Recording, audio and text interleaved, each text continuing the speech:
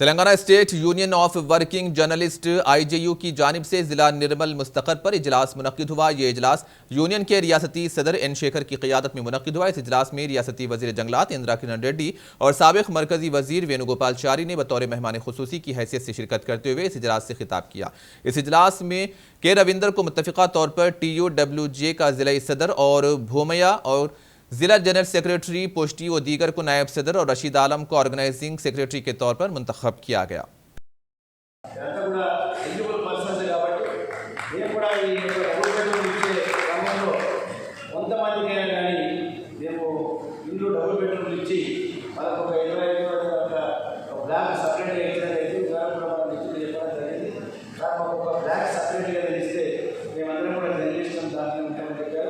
ఆ విధంగా కూడా తప్పకుండా ప్రయత్నం చేద్దామని చెప్పి సభాముఖంగా మరియు తెలియజేస్తా